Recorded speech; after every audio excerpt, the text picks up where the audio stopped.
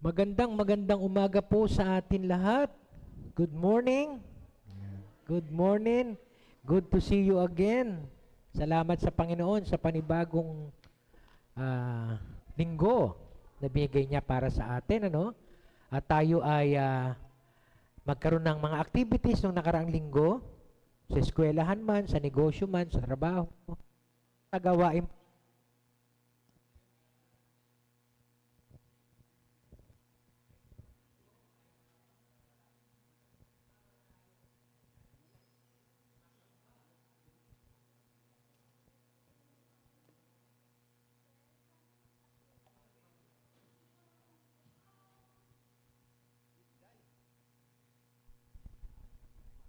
Hello? Yeah. Hello? Ay, sa gitna lang. Okay.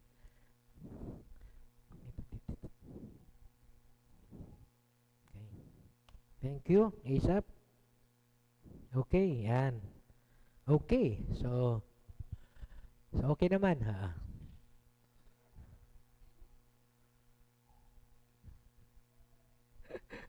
Salamat sa Panginoon. Teka, bukod sa akala ko nawala yung battery. Ah, sandali lang ha. Parang may nawawala sa akin eh. Ay, pasensya na kayo ha. Intermission lang. Nawawala yung aking Parker ballpen. Ah, ayun. Ay, salamat nila. Ayan.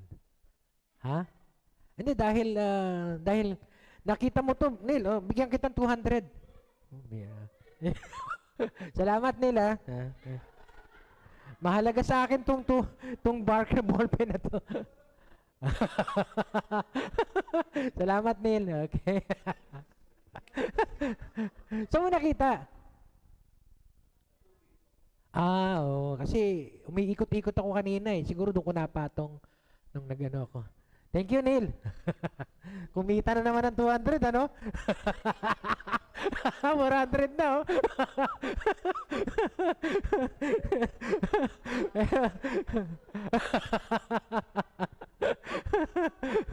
Alain mo nga naman, ano? Ha? Baka may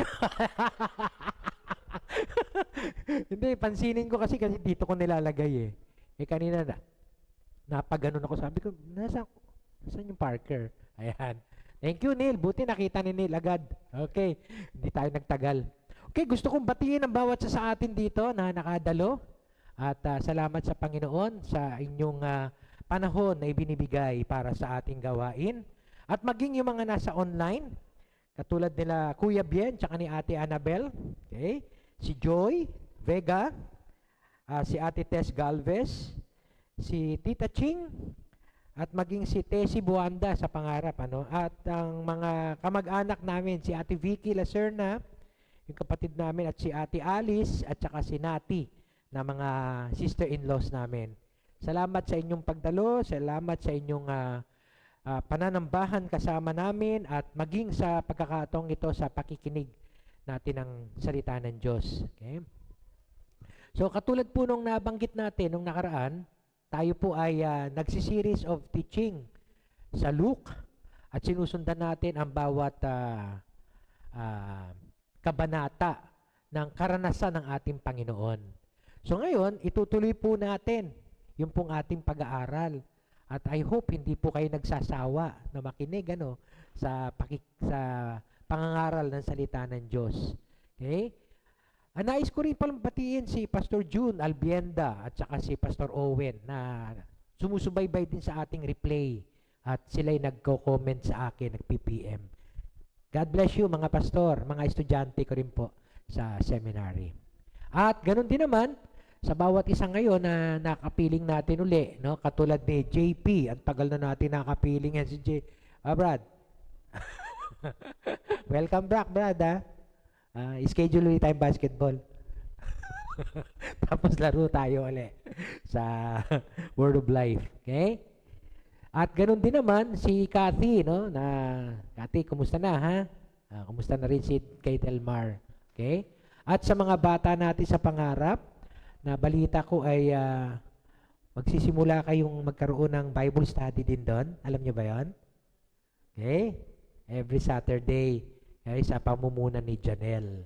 Okay? So sana kayo ay makadalo at makarinig din ng salita ng Diyos sa level ninyo. Maunawaan nyo habang bata pa kayo ang kahalagahan ng salita ng Diyos, ng pag-ibig niya at ng pag-iingat niya sa inyo. Okay? So muli, salamat sa Panginoon sa lahat ng ating gawain na iraos nitong nakaraang linggo at ganun din naman sa mga susunod panlinggo. Pero ang layunin po ng pag-aaral natin ng salita ng Diyos ay para maunawaan kung ano ang kalooban ng Diyos sa atin.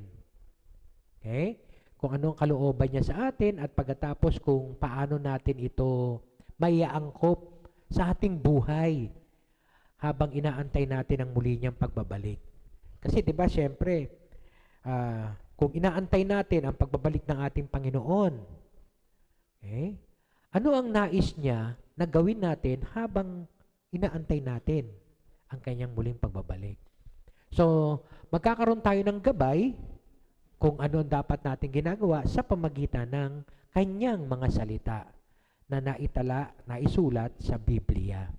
So, napakahalaga po na tayo ay maging Bible believers. Yan. Okay? Kung tayo po ay mananampalataya, okay, sa ano paman, dito na tayo sa salita ng Diyos. Upang nang sa ganon, maunawaan din natin kung ano ang kalooban ng Diyos para sa atin. Okay? So ngayon po, medyo mahaba-haba ang babasahin natin. Kaya sana ay pagka binabasa natin mamaya, pagka tayo nakatayo, huwag tayong matutulog. Baka ma-slain in the spirit kayo. Pag nakaupo na, saka na nyo lang ituloy-tulog. Ano? Okay? So, tumayo po tayo lahat. Mahaba-haba po yung babasahin natin na talata. Kasi from Luke 15, from verse 1 to verse 32, tatlong parables ito. Pero iisa ang mensahe. Kaya isang bagsakan na lang. Hindi ko pwedeng ulitin yung mensahe sa umpisa. Pagkatapos, ganun din naman yung mensahe sa pangalawa at pangatlo. Kaya isang bagsakan na lang ito. Luke 15, from verse 1 to verse 32. Kaya magtiyaga po tayo sa pagbabasa ng salita ng Diyos. Now, the tax collectors and sinners were all gathering around to hear him. But the Pharisees and the teachers of the law muttered, "This man welcomes sinners and eats with them."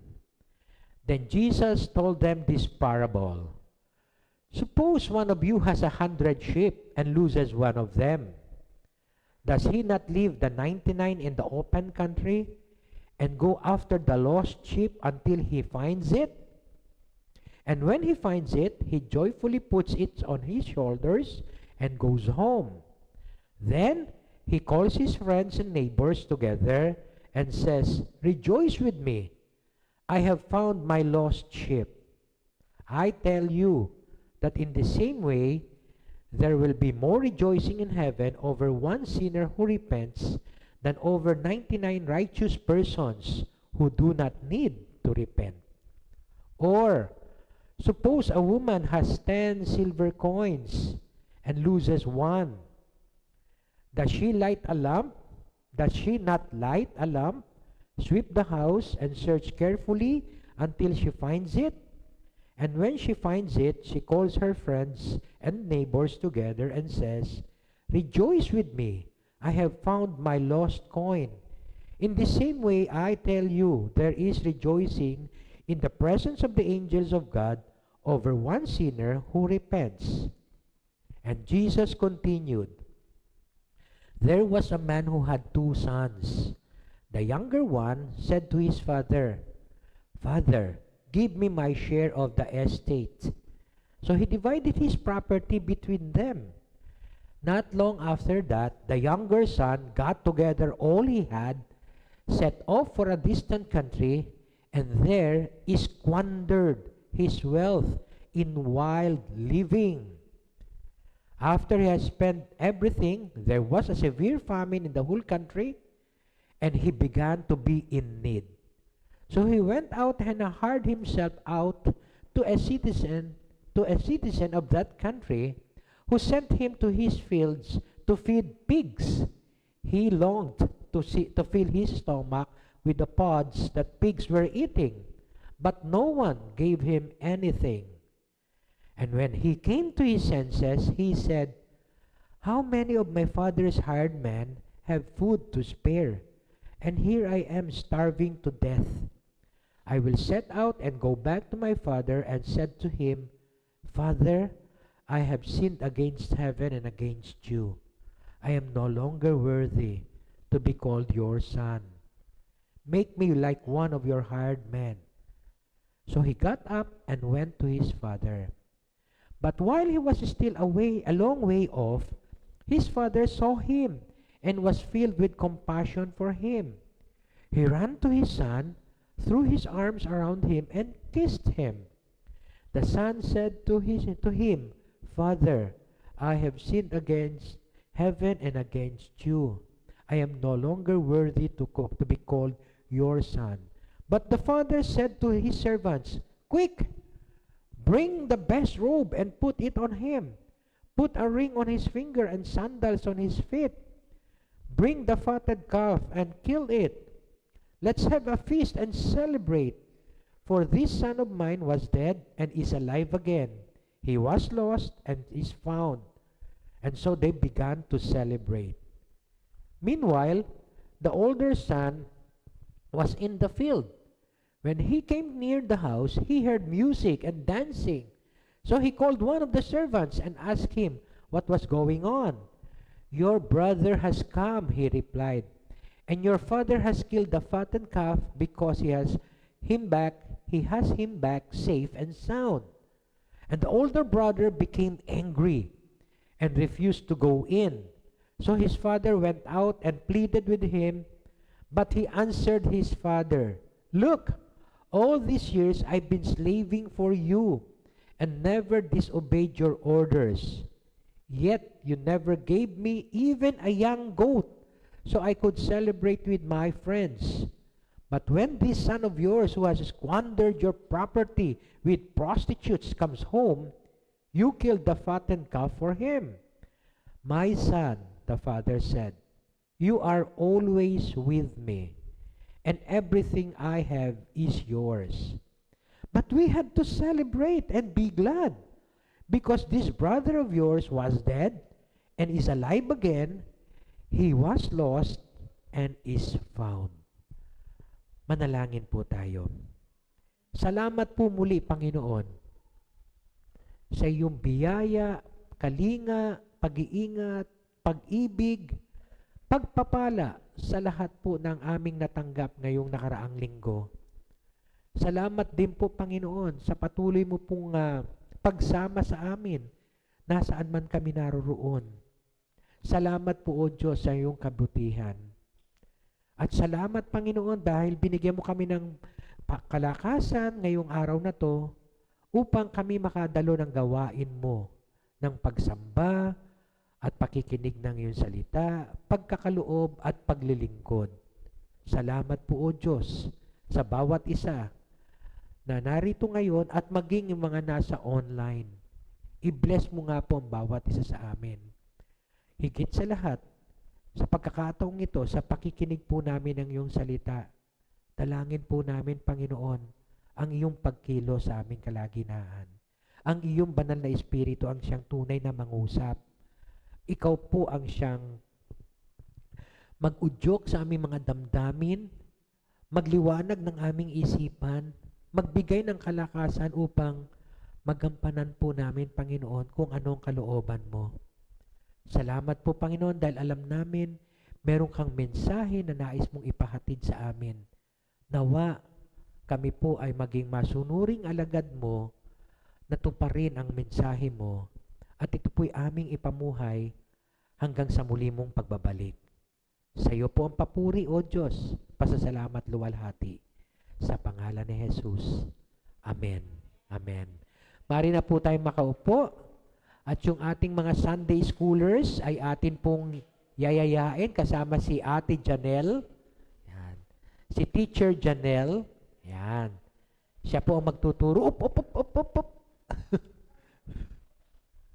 Siya po ang magtuturo ngayon sa mga bata. Yan. Okay.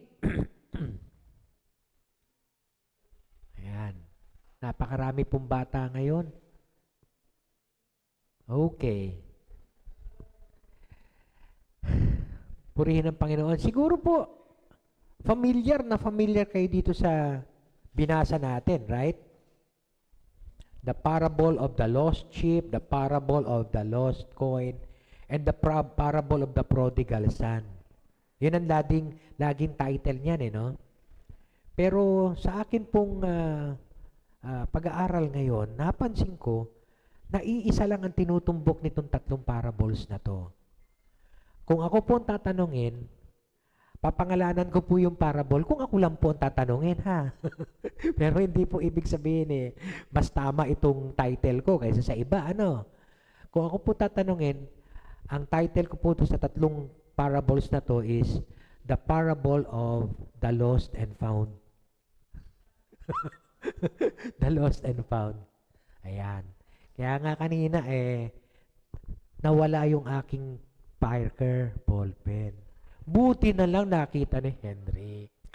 Kumita pa.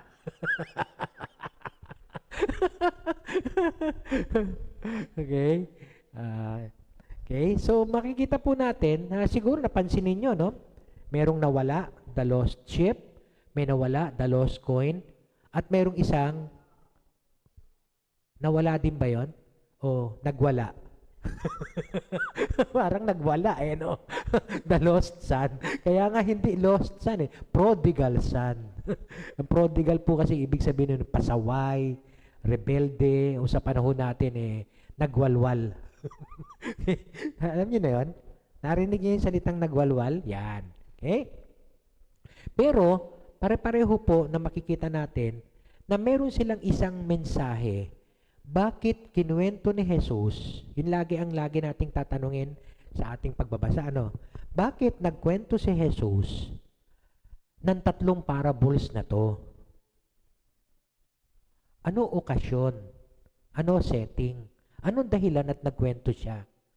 Okay? So, meron pong setting yon, merong okasyon.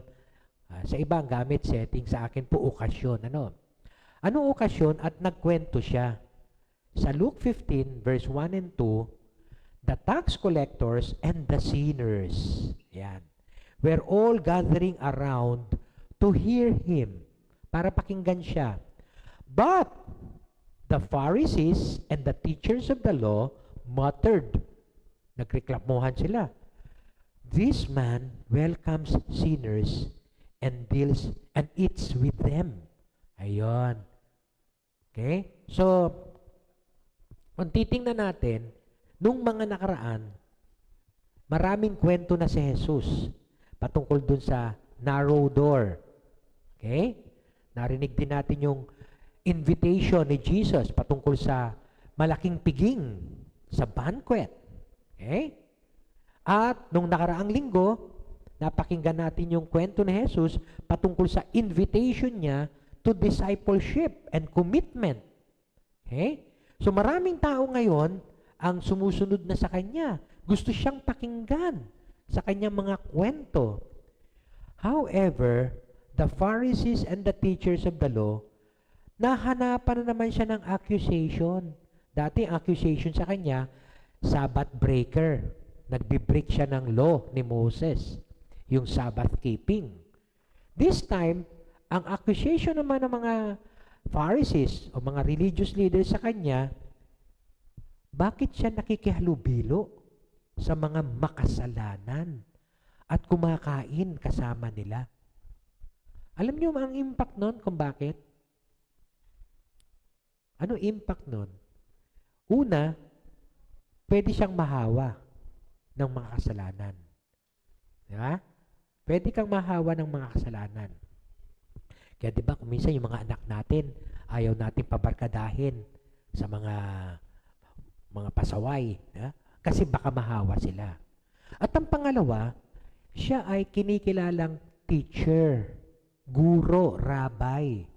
So parang hindi ka mabuting halimbawa na ikay nagtuturo ng katuwiran, ng matuwid na pamumuhay, tapos ikaw ay kahalubilo ng mga makasalanan.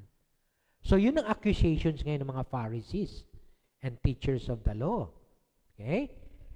Itong taong ito, wini-welcome niya yung mga makasalanan at kumakain pa kasama nila. Doon ngayon nagkwento si Jesus ng 3 parables. Na iisa lang ang mensahe. Okay? So yung 3 parables na yon, meron po ako nakitang mga similarity sa kanila. Yung pagkakapare-pareho. Kaya nga sabi ko, pagka halimbawa, inisa ko yung 2 parable sa isang sermon, tapos yung isang parable sa isang sermon ulit, pareho lang ang halos mensahe. Kaya sabi ko, pag-iisahin ko na lang. May 3 common things ako na nakita dito sa parables na to. Ang una, something valuable was lost. Okay? Doon sa sheep, sa verse 4a, ang sabi doon, suppose one of you has 100 sheep and loses one of them. So may nawala. Valuable yung sheep para doon sa shepherd. Or doon sa coin, yung nawalang coin, no? Sa verse 8a, suppose a woman has 10 silver coins and loses one. Kung papansin ninyo, 10 silver coins loses one. Isa lang naman ang nawala sa 10 silver coins. Pero noong araw daw, yung 1 silver coin equivalent to 1 whole day labor. Kaya napakahalaga na ngayon nun. Okay?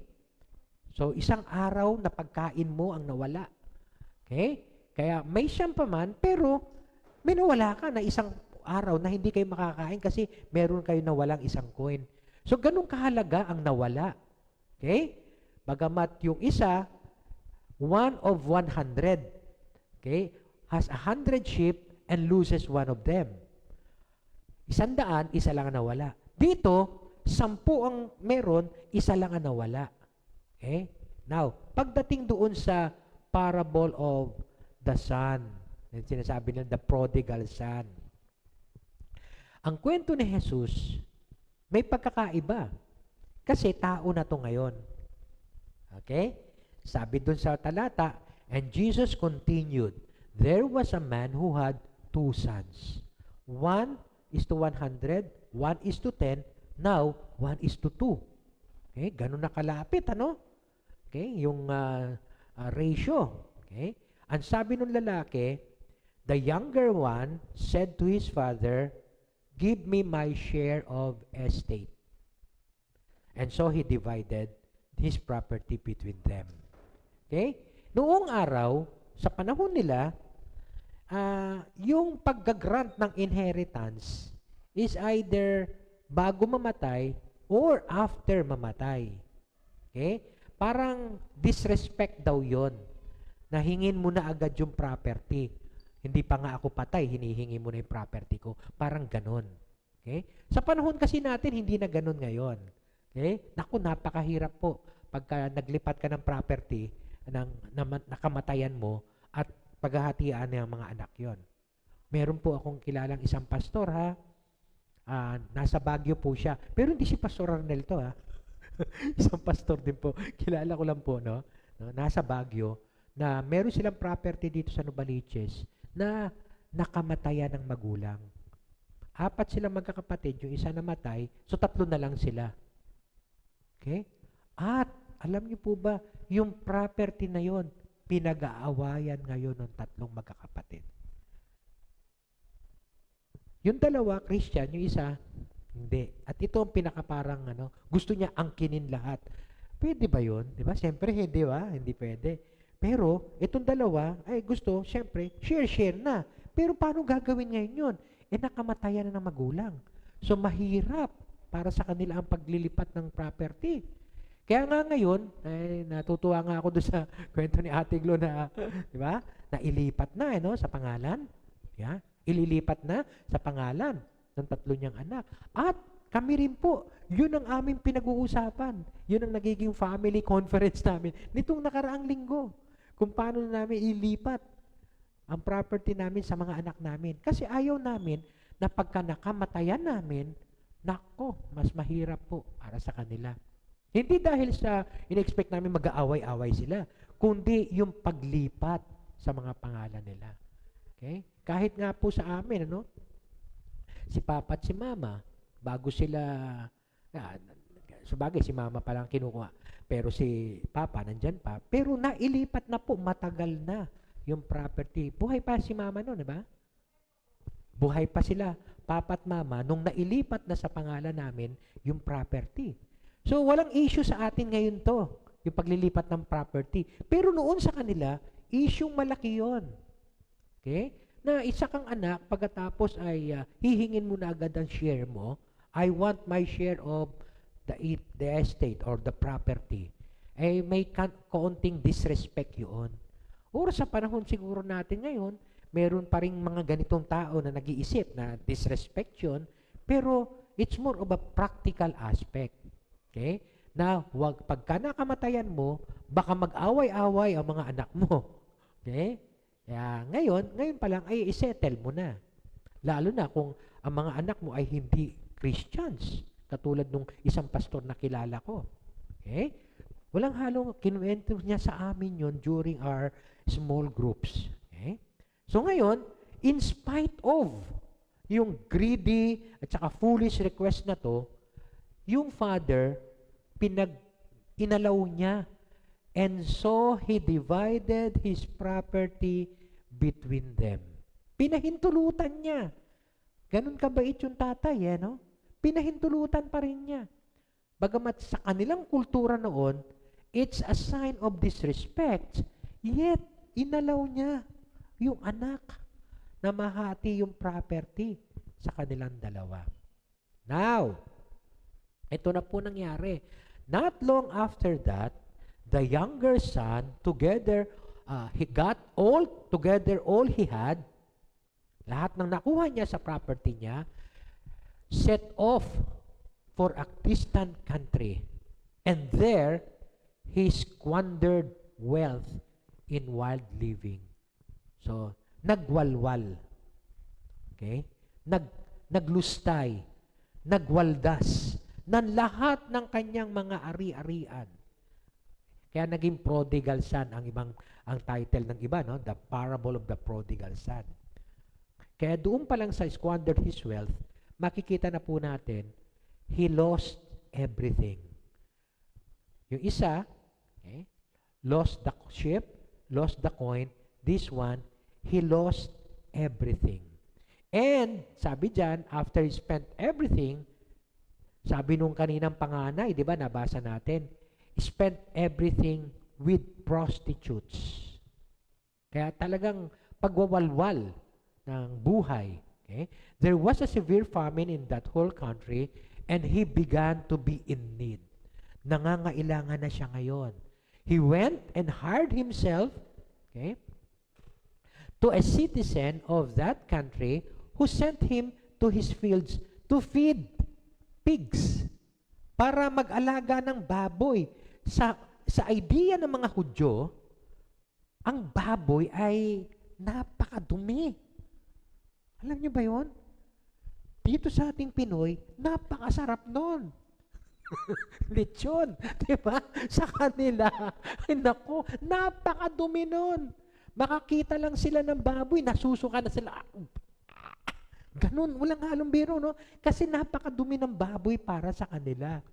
Okay? Kaya yung ikaw ay, sa kwento ni Jesus, at ang audience niya, puro Hudyo, yung ikaw ay maging alipin o maging, anong tawag dito, pastol ng mga mag-alaga, no? Magpakain ng mga baboy, ay napakababang trabaho nun. Napakababang at nakakahiyang trabaho yan. Okay? Karumal-dumal para sa kanila. Pero wala siyang magawa eh. Gutom siya eh. Okay? Kaya he is totally lost.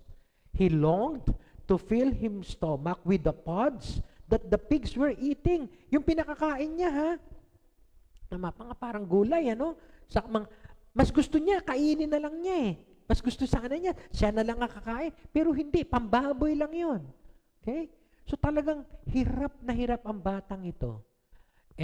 But no one gave him anything. So dito ko po masasabi na he is also lost.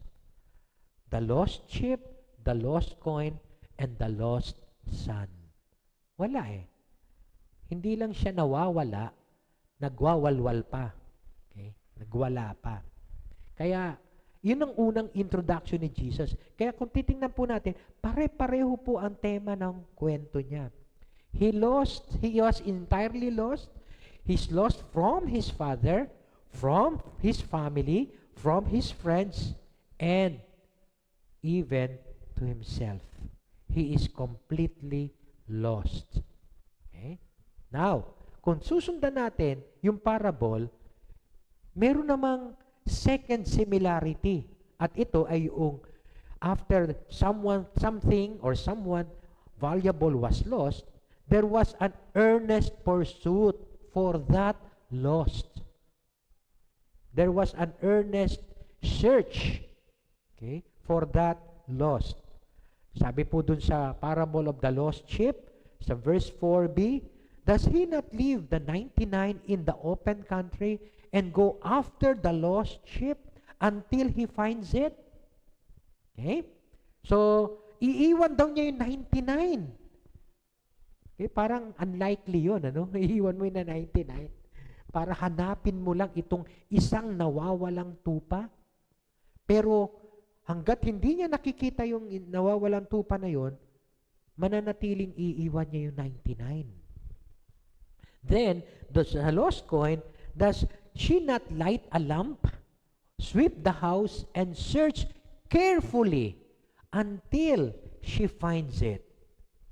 Okay? So, merong searching, earnest pursuit, okay, doon sa something valuable na nawala.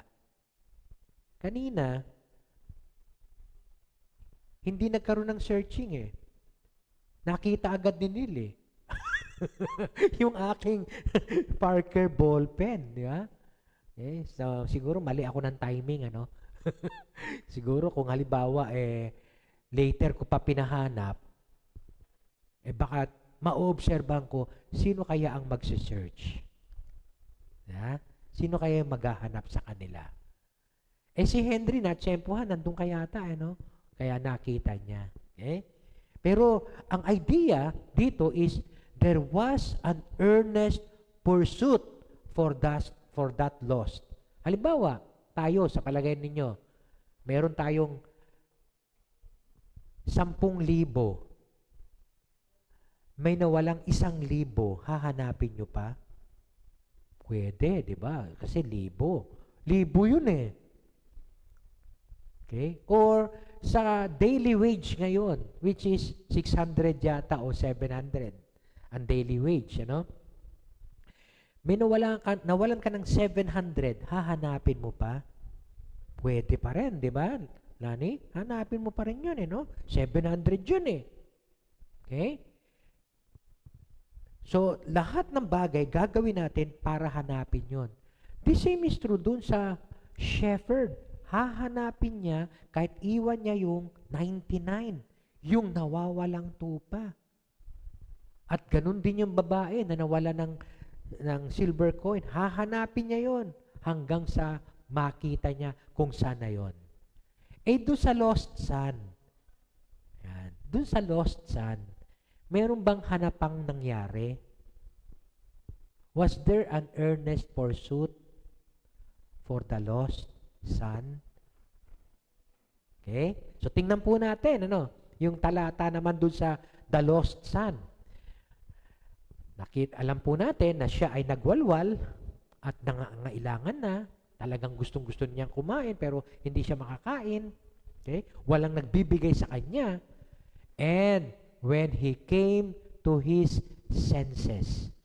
Pag sinabi pong when he came to his senses, sa Tagalog nung siya ay natauhan. Kuminsan tayo kailangan matauhan pa muna eh. Bago siguro magbago ng pag-iisip no? Nung siya ay natauhan. Okay? When he came to his senses, he said, "How many of my father's hired men have food to serve, food to spare?" Ibig sabihin, may sobra-sobrang pagkain. And here I am, starving to death. Samantalang ako, naku, halos mamatay sa gutom. Pero yung mga inuupahan lang ng tatay ko, sobra pa yung pagkain nila. Nagkaroon siya ngayon ng change of mind. Pag sinabi po nating change of mind, specifically, ibig sabihin nun, repentance. Nagkaroon ng pagbabago ng isip. I will set out and go back to my father and say to him, "Father, I have sinned against heaven and against you." Andun yung repentance. Yung confession, I have sinned against heaven and against you. I am no longer worthy to be called your son. Hindi na ako karapat-dapat na maging tawagin mong anak mo. Kasi una sa lahat, kinuha ko na yung property ko, winaldas ko, kaya hindi na ako karapat-dapat tawagin mo pang anak mo. Make me, yun. Make me like one of your hired men na lang. Okay? So willing siya na maging servant na lang rather maging anak pa. Ha? Bakit?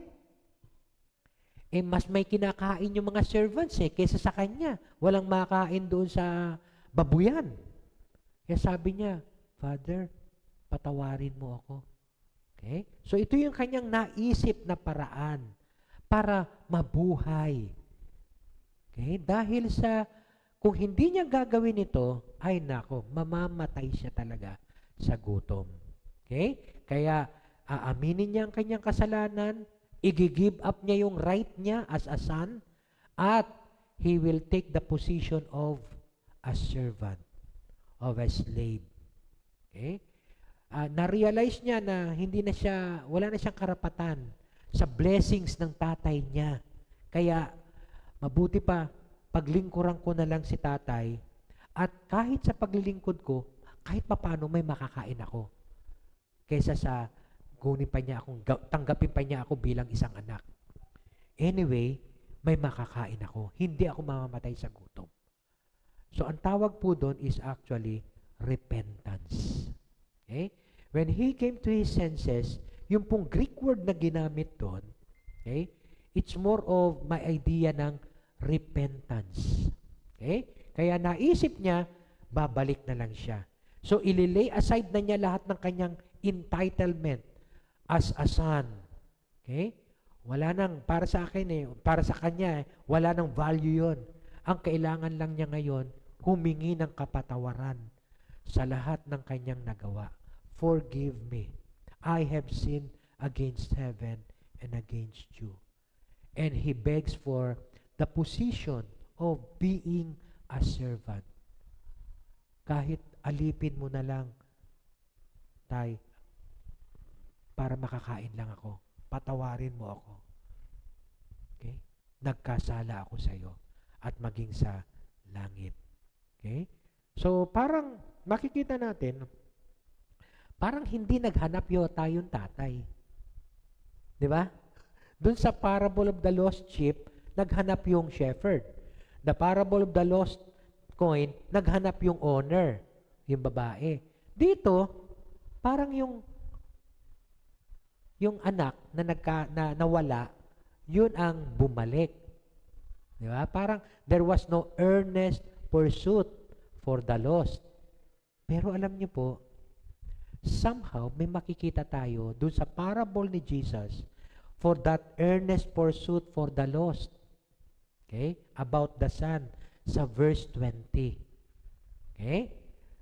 Nung sinabi kanina, he got up and went to his father, but while he was still a long way off, malayo pa siya, doon sa tahanan ng kanyang ama, his father saw him. Nakita siya nung tatay and was filled with compassion for him. And he ran to his son, threw his arms around him, and kissed him. Okay? So, alam niyo po, unlikely na gawin ng isang tatay yun. Na abangan ang kanyang pagbabalik. Actually, dito po, ang karamihan ng mga commentaries na nabasa ko, dito po, the father was earnestly pursuing for his lost son. Sa kabila na wala na yung anak niya, lagi niyang inaabangan ang pagbabalik ng kanyang anak. So, nandun po yung kanyang earnest pursuit for the comeback of his lost son. Alam niyo po sa atin, kahit na tayo kuminsan nagwalwal, kapag ka tayo ay nagwawala kung minsan, at tayo po ay we come to our senses, matauhan tayo sa ating pagwawalwal, may nangyari sa ating hindi maganda, tapos nanganganib na ngayon ang buhay natin. Parang katulad nung parable of the lost son kanina. At tayo ay bumalik sa Panginoon, tayo ay magbalik loob sa Kanya, inaabangan po tayo ng ating Ama sa langit. Gustong-gusto po niya yon na bumalik ka, anak. Andito lang ako nag-aantay sa'yo. Andito lang siya nag-aantay sa atin. Kahit na tayo'y nagwalwal pa. Ganon kabuti ang ating Ama. Kaya nga sa iba, ang title nila dito, The Parable of the Loving Father. Okay? Yung iba, ganon ang sinasabi, no? The Parable of the Lost Son, Lost Sheep, Lost Coin, Prodigal Son. Merong iba, The Parable of the Loving Father. Bakit? Sa kabila ng ginawa nitong batang ito, ang Ama ay nag-aantay pa rin sa kanyang pagbabalik.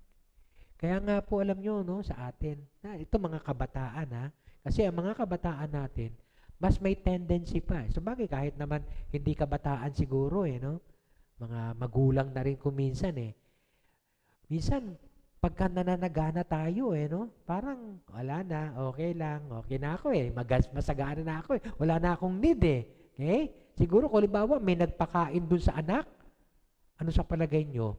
Baka hindi rin maisipan bumalik yun, sa tatay, di ba? Pero kung halimbawa, kung minsan binibigyan tayo ng Diyos ng mga sitwasyon na tayo'y magiging down.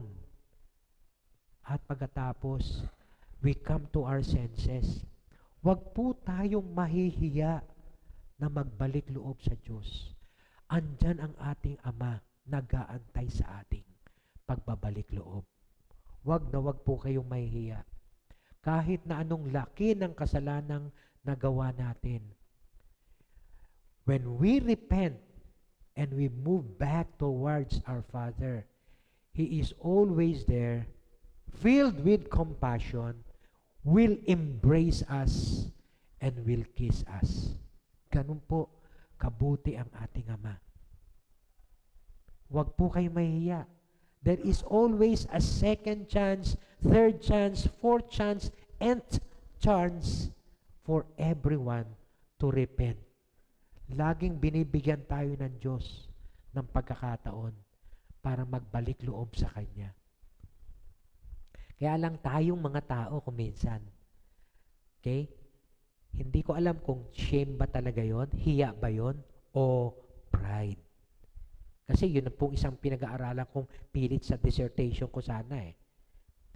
There's a very thin line difference between shame and pride. Yung aking dissertation sana sa counseling, ang mga pastor ba pwedeng magpa-counsel? Pwede kasi sabihin ng pastor, pastor ako, nakakahiya naman pag nalaman nila na ako'y nagpapa-counsel. Or, pwede rin niyang sabihin, pastor ako ako nga dapat nagka-counsel. Ba't ako magpapa-counsel? So, parang may thin line difference lang ang shame or pride. Pagka tayo ay tinamaan ng hiya, baka naman hindi hiya yan, kundi pride. Kaya pareho nating ibaba ang ating mga sarili. Let us humble ourselves and go back to the Father. Every time na tayo ay binibigyan niya ng sitwasyon para magsisi, talikuran ng kasalanan, andyan siya lagi nakaabang sa atin.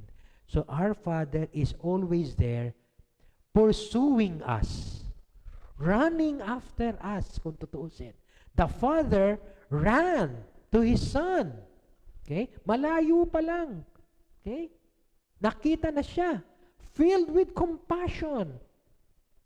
Noong araw daw yon, sabi, may narinig akong commentary dati. Noong araw, pagka yung anak na pasaway, na narinig ng community, okay? Na nagwalwal, naging pasaway sa tatay o sa magulang, at makita nila uli doon sa community, alam niyo daw ang gagawin ng community doon sa bata? Babatuhin yon hanggang sa mamatay. So may isang commentary akong nabasang ganon. So instead yung father, nung nakita niya yung anak niya na malayo at naglalakad pabalik sa kanya, baka maubunahan siya ng community na batuhin at ikamatayo ng kanyang anak, inunahan na raw, tumakbo at niyakap upang nang sa ganon, hindi siya mabato kasi yakap siya ng ama. Ganon din po, alam niyo, ganon naman din ang ginawa ng ating Panginoon kung tutuusin eh. He died for us. Instead na tayo ang batuhin, imbis na tayo ang patayin ng mga tao, Jesus died for us. He embraced us. Ganun po ang pag-ibig ng ating Diyos. Kaya nga every time, mga kapatid, mga anak, mga magulang, na tayo ay nagwawalwal, wag po kayong mahihiya. When you come to your senses, when you repent, come to Jesus again.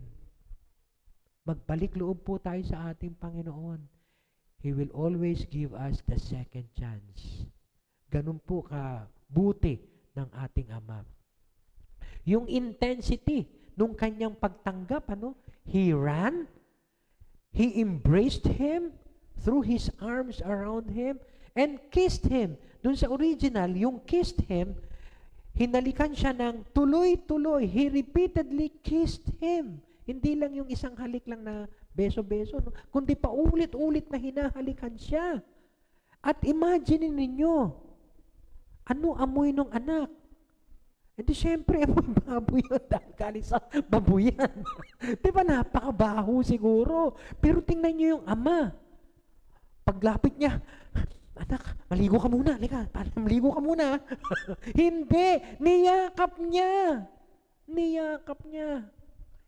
Kahit na napakabaho, na-imagine ko lang, kasi siyempre, sinasakyan ko yung kwento Na-imagine ko lang. Yet, the father was not ashamed to embrace his lost son. He earnestly pursued his lost son. So, meron pa rin po pursuit. Yun nga lang, may role doon sa anak. Repentance. Of course, the sheep, hindi naman niya alam ang tungkol sa repentance. Lalo na yung coin. Kaya nga, tingnan nyo yung kwento ni Jesus, may progress. Progressive From an animal to a thing to a person. Okay? Kaya, iisa lang po ang tinutumbok niya. Ang pinaka-major theme dito sa earnest pursuit is yung restoration ng fellowship of the Son with the Father. Okay? Of course, yung una, they look out for the lost. May earnestly pursue. Yung pangatlo, parang wala, but then there was an earnest pursuit for the lost son.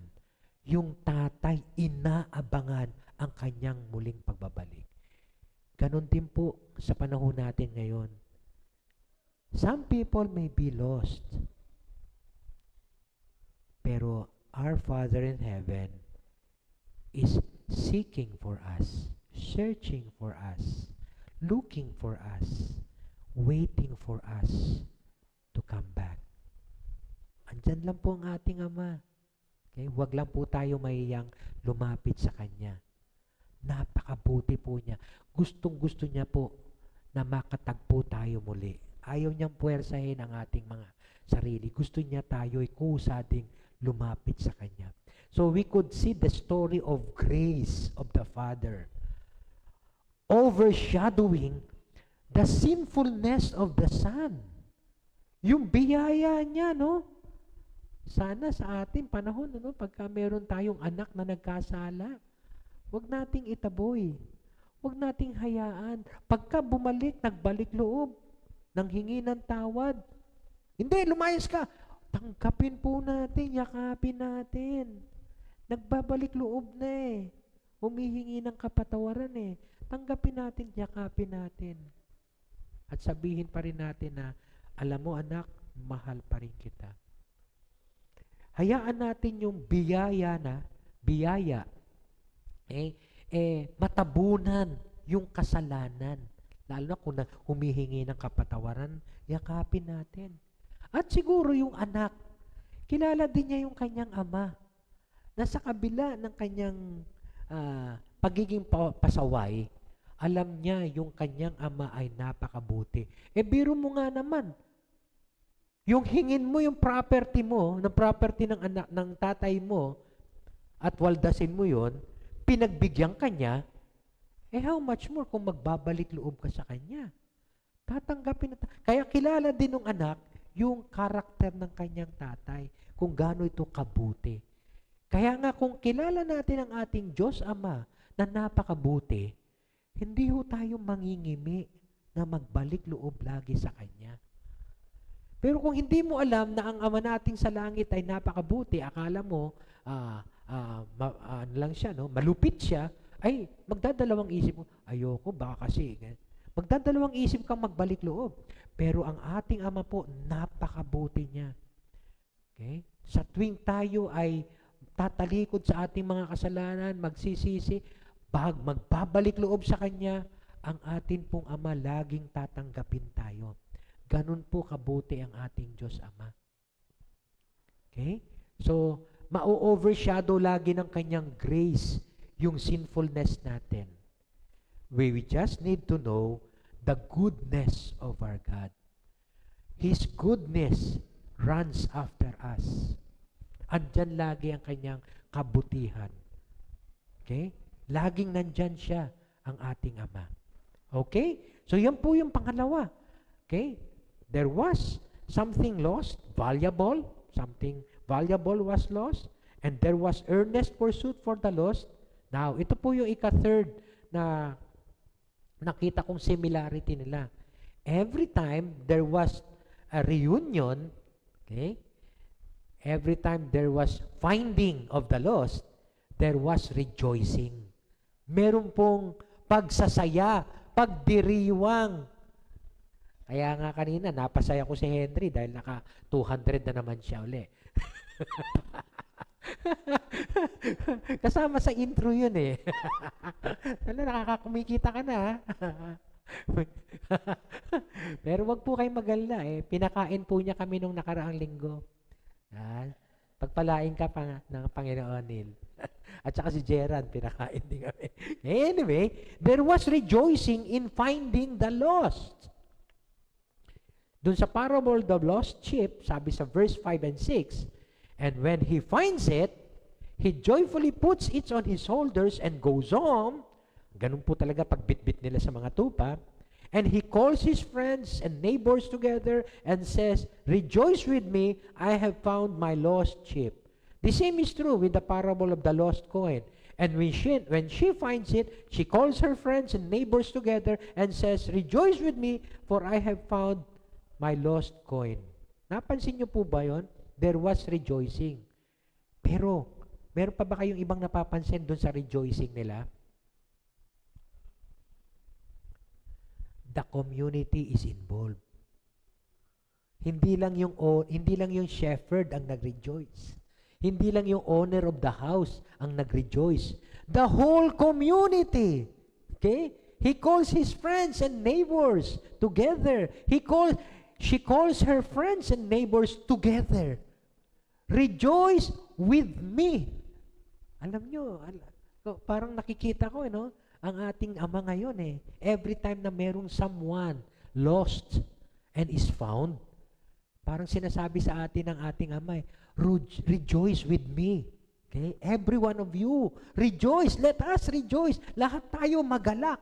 Kanina si Henry lang ang nagalak eh. Siya lang ang naka 200.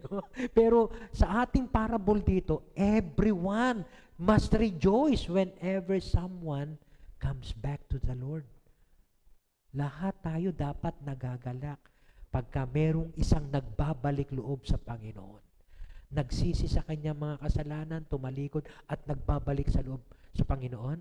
Tanggapin po natin. Dapat lahat tayo nakikigalak. Okay? Kasi yun ang, kung nakikita ko sa parable, may pagkakapareho sa rejoicing, pero hindi lang yung shepherd ang nag-rejoice o hindi lang yung owner of the coin. The whole community. At ganun din doon sa bata, di ba? Mababasa natin mamaya. Okay? The whole community. Pero, pansinin po natin, meron po akong nakitang difference dito sa dalawa bago doon sa rejoicing. Sa verse 18, sabi ng bata, I will set out and go back to my father and say to him, Father, I have sinned against heaven. Ito yung pinractice niya eh. Ito yung sasabihin niya sa kanyang tatay.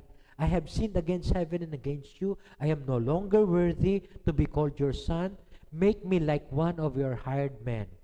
Pagdating sa verse 21, nung nagkita na sila ng tatay, sabi po doon, the son said to him, Father, I have sinned against heaven and against you. I am no longer worthy to be called your son. Wala na.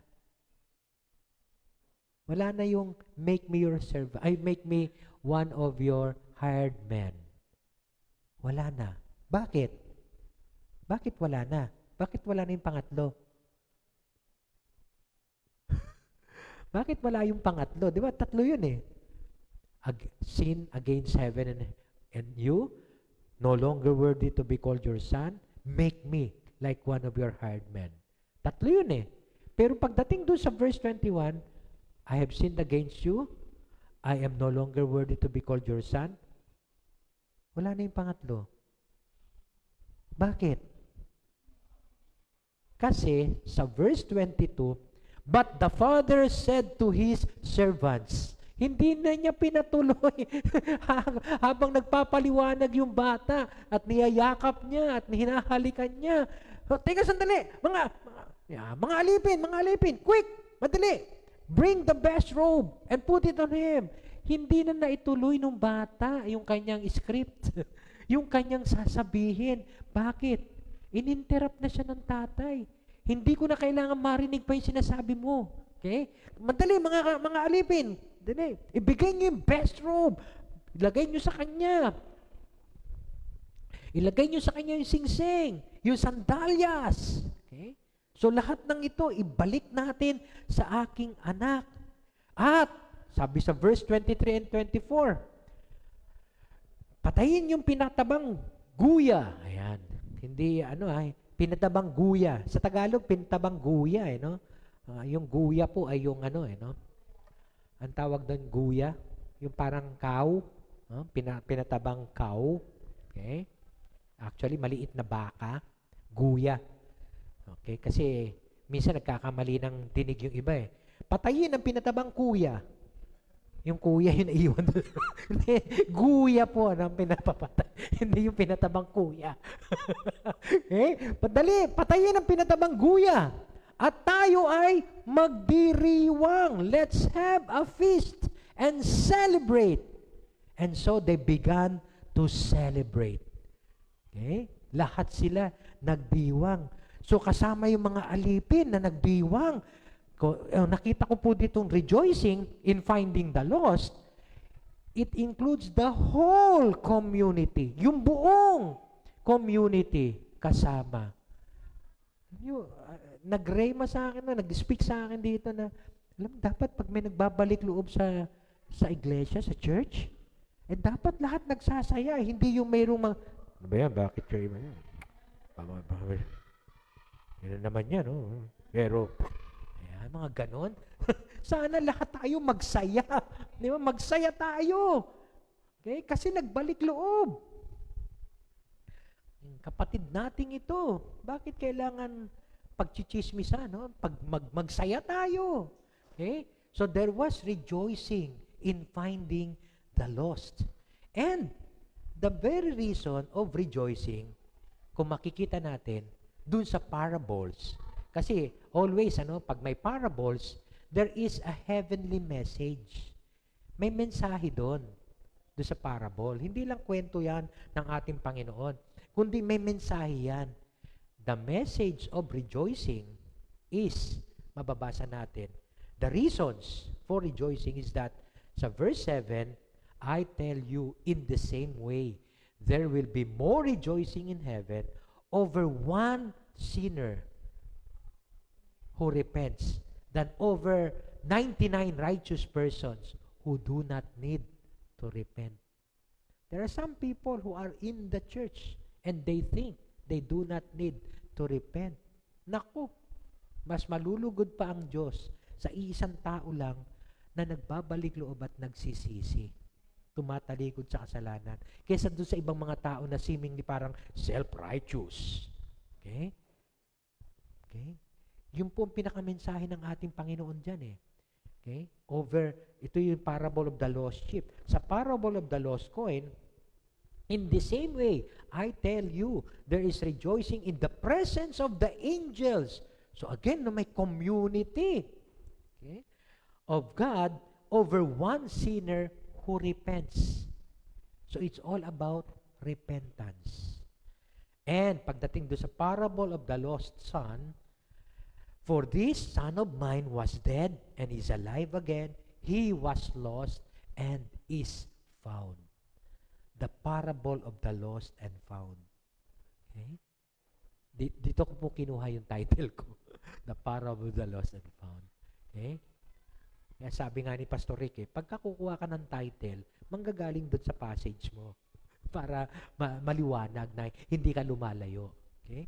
Dito ko po nakita, ang nais ng Panginoon ay yung tayo ay tumalikod sa ating mga kasalanan, iwan natin yung kasalanan natin, magbalik loob tayo sa Kanya, and there will be rejoicing. There will be a community rejoicing overall. Okay? So makikita natin, something valuable was lost, there was an earnest pursuit for the lost, and there was rejoicing for finding the lost. Okay? The whole community is involved. However, okay na sana yun kung doon na lang yung kwento no? Happy ending Pero may kasunod na kwento sa verse 25 to 27. Meanwhile, parang telenovela lang no? Meanwhile, the older son was in the field. When he came near the house, he heard the music and dancing, and he called one of the servants and asked him what was going on.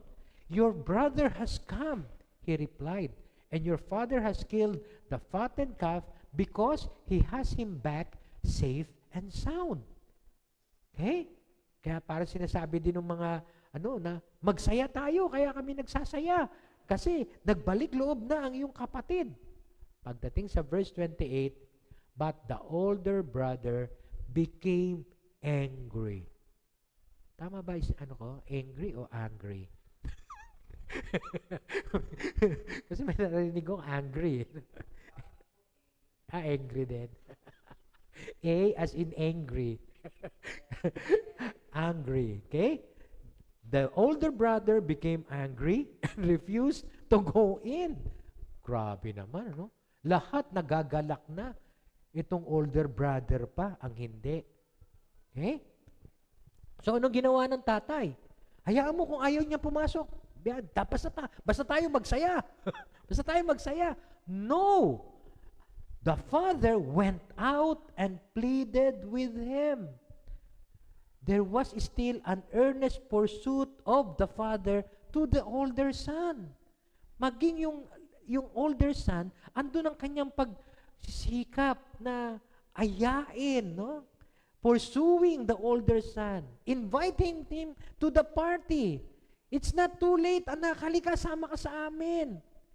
Okay? So makikita natin, yung father, talagang he is pursuing both sons. yung older at saka yung younger brother. Parehong hinahanap niya, parehong gusto niya na makapiling.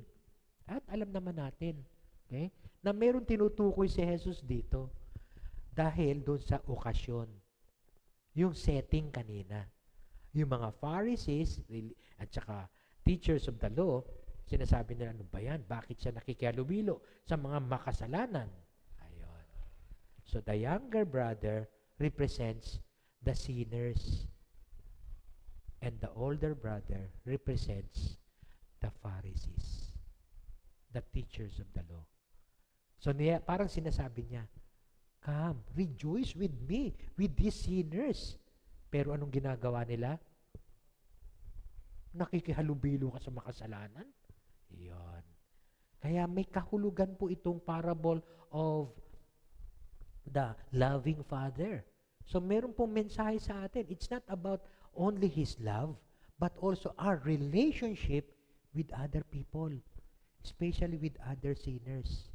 Ano ang ating pakiramdam pagka sila ay nagbabalik loob? Baka kasi katulad tayo ng kuya na, naku, babalik-balik loob. Charot. Baka ganun tayo no? Sa mga tao na nagbabalik loob sa ating Panginoon. Pisa lang yan. May problema lang yan, kaya bumabalik. Pero pagka walang problema yan, ay nako, wag na tayong mag-judge. Ang mahalaga, nagbalik loob. Ngayon, kung halimbawa magwalwal uli, ay gagawa uli ng Panginoon ang Lord ng paraan para ipursu siya. At magbabalik loob din. Diba? Pero wag na tayong mag-judge. Maggigalak lang tayo. Ganun ang sinasabi ng parable na to pertaining to the older son. Itong mga religious people na to. Pero tingnan nyo ang naging reaction ng older son. But he answered his father, look, all these years, I have been slaving for you. Nagpapakaalipin ako sa iyo and never disobeyed your orders. Di ikaw na. Di mabuti ka na. Di mahusay ka na. But you never gave me even a young goat so that I could celebrate with my friends. But when this son of yours has squandered your property with prostitutes comes home, you kill the fattened calf for him? Yon. May katwiran si kuya. Hindi kita iniwan.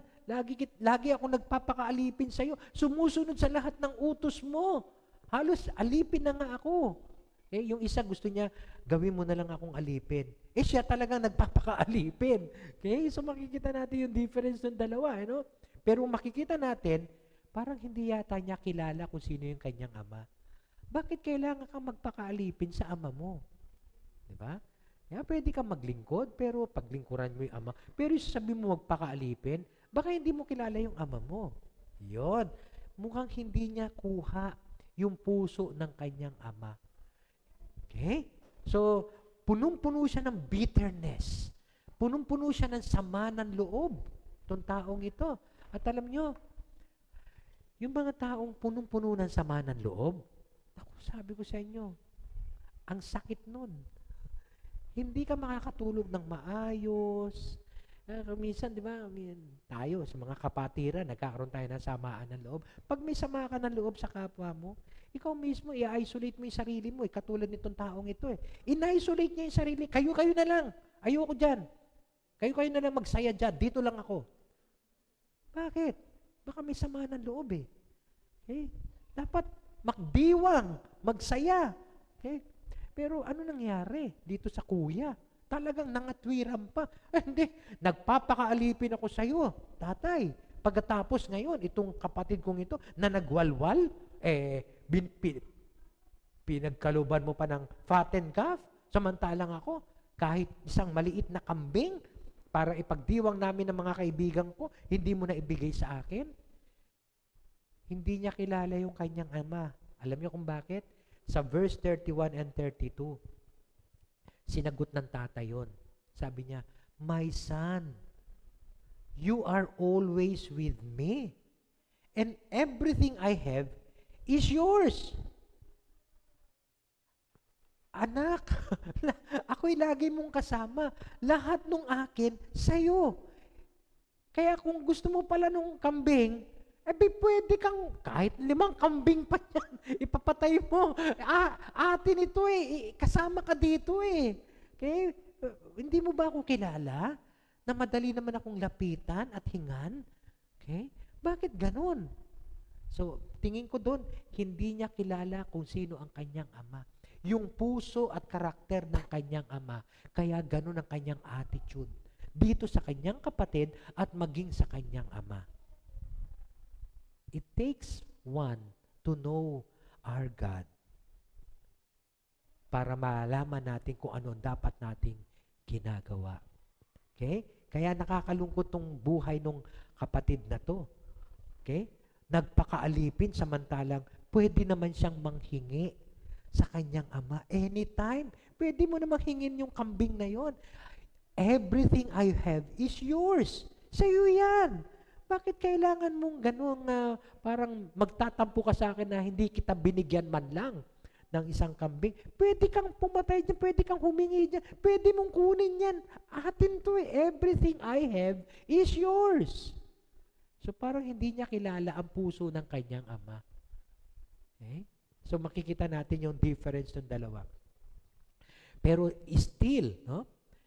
The father pursued the older son. The idea of God pursuing us. Yun po nakita ko dito, no? Ang Diyos lagi tayong insistently inviting us. Parang yun sa parable of the banquet, naalala niyo yun? Yung alipin, sabi sa kanila, come with us, no? Sumama kayo, punta kayo doon sa kahit hindi may mga rason kami kasi bulag, hindi, basta sumama kayo. May insistence na come with us. Ganun din po ang ating ama He is pursuing us. Alam niyo, kahit na nasa loob tayo ng church, God is speaking to us. At sinasabi niya sa atin ngayon, anak, magbalik loob ka sa akin. Gustong-gusto kitang makapiling. Gustong-gusto kita makapiling, huwag kang mahiya o huwag kang magkakaroon ng pride. Lumapit ka, magbalik loob ka sa akin, gusto-gusto kita makapiling. Okay? Ganon din ang ginawa ng Father dito. Now, kung titingnan po natin, huwag natin tatanggalin. Okay? Yung setting kanina, yung okasyon kanina, there were the tax collectors and sinners, and there were Pharisees and teachers of the law. The tax collectors and sinners were the younger son. Nagwawalwal. But they're now coming to Jesus. Okay? Kaya parang sinasabi, ito namang mga older son, represented by the Pharisees, they are accusing Jesus or even refusing to rejoice that the sinners are now coming back for repentance. Kaya, yun po ang representation nito Kaya itong pong itong parables of the lost sheep, lost coin, and lost son, it refers also to relationship. Not only about the loving father, which is also emphasized in the story, but also our relationship with one another. Kung tayo yung younger son, kung tayo yung nagwawalwal, ang gusto ng Panginoon, magbalik loob tayo sa Kanya. Talikuran natin yung ating kasalanan.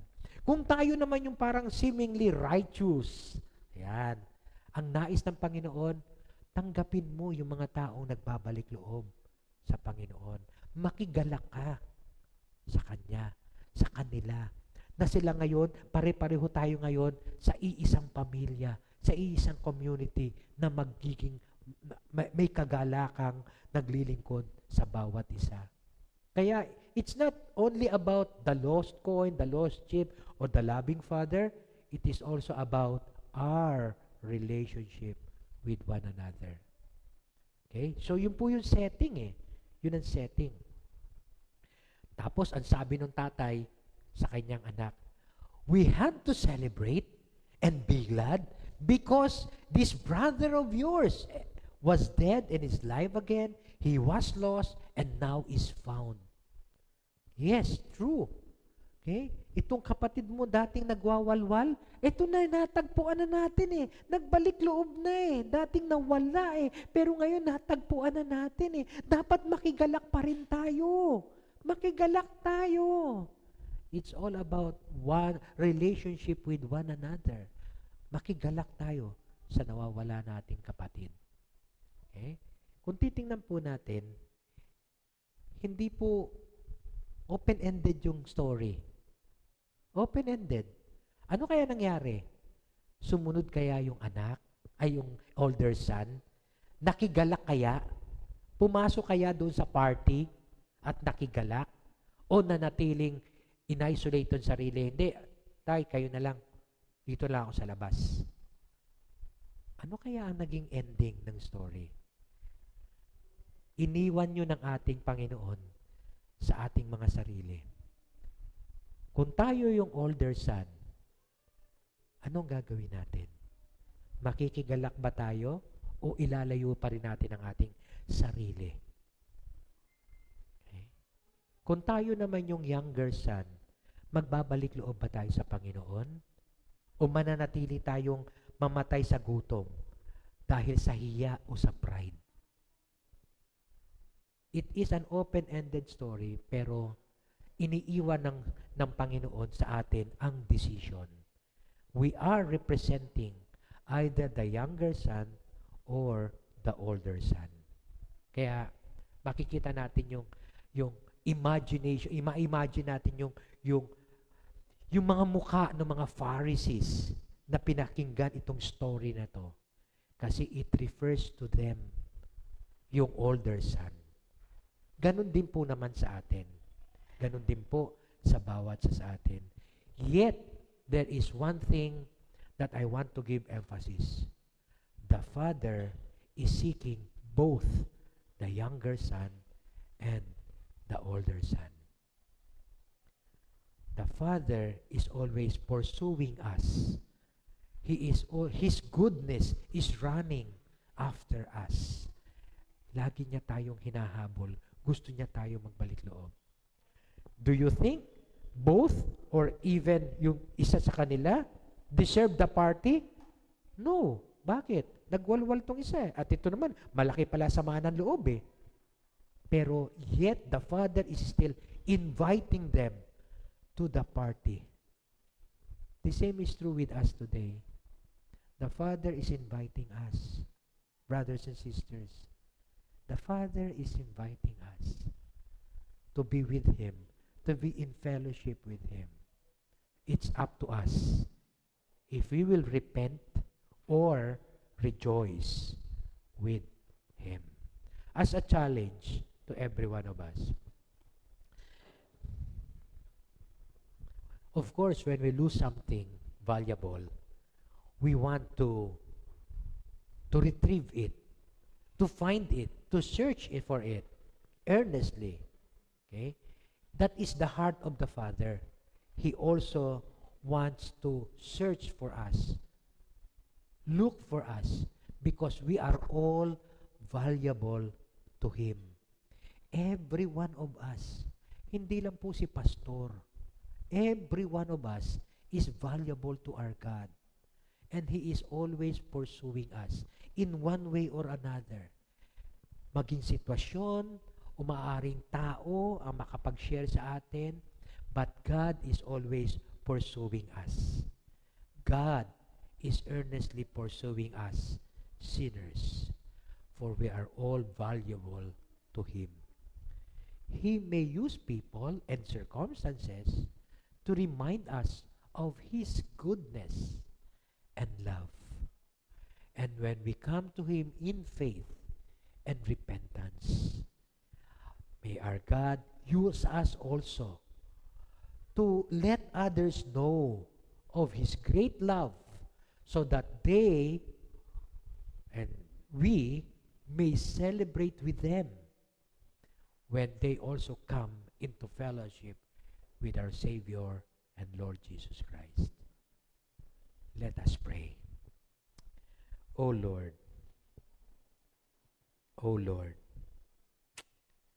Salamat po, Panginoon, dahil lubusan mo pong ipinaalala sa amin ang iyong kabutihan, ang iyong goodness, and ang iyong pag-ibig, ang iyong love, na you will always seek for us and pursue us, looking for us, running after us, because we are valuable to you. But then, Lord, we also need to repent of our sins. We also need to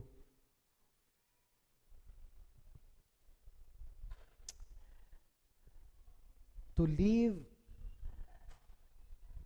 the squandered life we have, to live the lives that are not pleasing to you.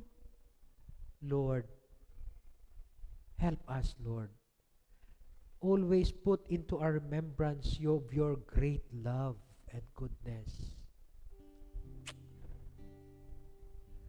And whenever, Father, there are other brothers and sisters who are coming back to you, may we also rejoice with them, so that we may have that fellowship with you. O Lord, let your message reflect in our hearts, and may we do your will as you have asked us to do. Thank you, Father, for your love and goodness. Thank you, Lord. You are so good. You loved us, and you always pursue us. Thank you, Lord. Thank you, Lord.